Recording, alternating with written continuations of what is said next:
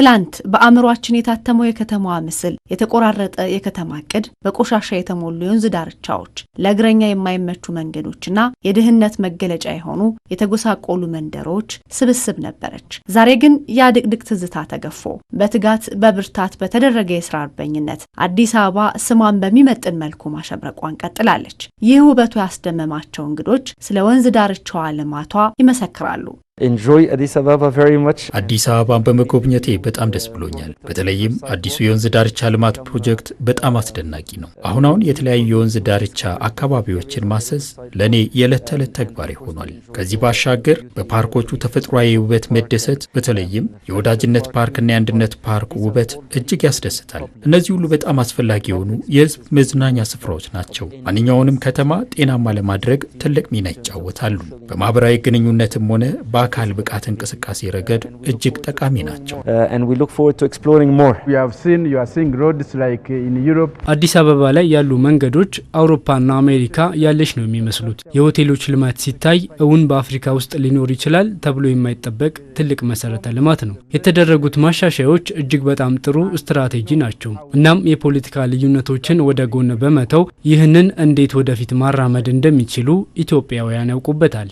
Differences aside. The city is growing. ከተማዋ ዓለም አቀፋዊ የሆነችና ይበልጥ ዘመናዊ የሆነች እየመጣች ነው። ከ10 እና ከ15 ዓመታት በፊት እዚህ ነበርኩ። አሁን ብዙ ለውጦች ሲከናወኑ ማየት ችያለሁ። በዚህም ከራሷ አልፋ ለአፍሪካውያን ሕያው ምስክር ሆናለች። አዎ ከተማዋ እያደገች ነው። እኛም ከተማዋን እንድንወዳት አድርጓታል። Growing that way and that we love this city. Last time that I was in Ethiopia. ከ6 ዓመታት በኋላ ወደ አዲስ አበባ ስመጣና ከተማዋን ስጎበኝ ነገሩ ሁሉ ትርጉም ያለው ሆኖ አግኝቻለሁ። በየቦታው ያሉትን እጅግ አስፈላጊ የሆኑ የልማት ስራዎች ተመልክቻለሁ። እነዚህ ድንቅ ስራዎች ለሌሎችም ዋና ከተሞች ትምህርት ሊሆኑ የሚችሉ ናቸው። To learn from Addis Ababa and from Ethiopia. የአዲስ አበባ የለውጥ ጉዞ ስኬት ሚስጥር ደከመኝ ሰለቸኝ ሳይሉ መትጋትን የሚያመላክት ነው። የዚህ ሁሉ ትጋት የዚህ ሁሉ ብርታት በአፍሪካ አህጉር ግንባር ቀደም ስማርት ከተማ እንድትሆን መንገድ የጠረገ ሆኗል። እንደገና በመዘመኗ ውበቷን ከታሪኳ አብራ የያዘችው አዲስ አበባ ከውበቷ የተቋደሱ የሚመሰክሩላት ሆናለች። The city has grown very well.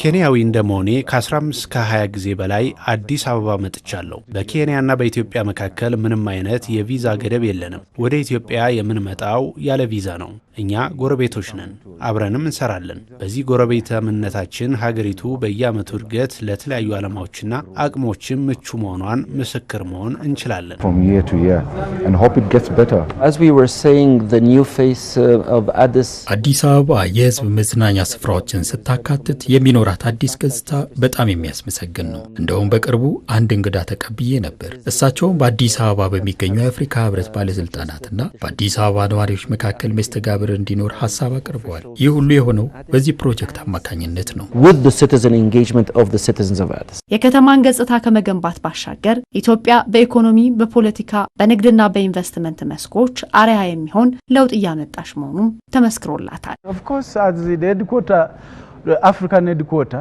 ኢትዮጵያ የአፍሪካ ህብረት መቀመጫ ናት። ኢትዮጵያ በኢኮኖሚ ማሻሻያና በኢንቨስትመንት እንቅስቃሴዎች ግንባር ቀደም የአፍሪካ ሀገር ናት። በከተማ ልማት ብቻ ሳይሆን የአፍሪካን አጀንዳ ለማራመድም ሁሌም ግንባር ቀደም ሚና እየተጫወተች ነው። ስለዚህ ተባብረን ለሀገሮቻችን ወደፊት እድገት አብረን እንስራ እላለሁ። And we work forward for our nations. I know that the Prime Minister Abiy Ahmed is doing great job.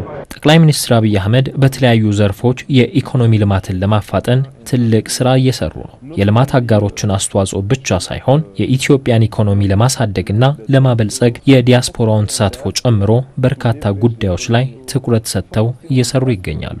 To leverage the economy of Ethiopia.